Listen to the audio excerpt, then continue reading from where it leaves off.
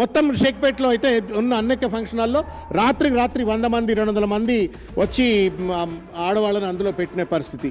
మేము జీపీఎస్ లొకేషన్స్తో కంప్లైంట్ చేశాం. No action on them. Revanth రెడ్డికి ప్రజలపైన నమ్మకం పోయి, కాంగ్రెస్ ప్రభుత్వానికి ప్రజలపైన నమ్మకం పోయి, బోగస్ ఓటర్ల పైన ఇవాళ ఆధారపడ్డటువంటి ఒక పరిస్థితి. ఎంఐఎం సంబంధించిన కార్పొరేటర్లు, ఎమ్మెల్యేలు పొలోమని చెప్పని వాళ్ళు కాన్వాయ్ల కొద్ది తిరుగుతూ ఉంటే పోలీసులు నియంత్రించే పరిస్థితి లేదు. We also wanted to protect you. మీ డ్యూటీని మేము కూడా చేస్తాం. కానీ వాళ్ళ బోగస్ ఓటింగ్ ప్రమోట్ చేస్తున్నటువంటి ఒక కాంగ్రెస్ పార్టీ మంత్రులు కావచ్చు, లేకపోతే ఎంఐఎం సంబంధించిన నాయకులు కావచ్చు, వీళ్ళంతా చేస్తూ ఉన్నారు. వాళ్ళ కనీసం షాడో పార్టీలు పెట్టమని చెప్పని నెత్తి మీద నోరు పెట్టుకొని మొత్తుకున్నాము. రిటర్న్ కంప్లైంట్స్ ఇచ్చినాము. No action on them. Booth number 2021 దగ్గరికి వెళ్తే ఒక ఎమ్మెల్యే వచ్చి టేబుల్ తీసి పడేస్తున్నాడు.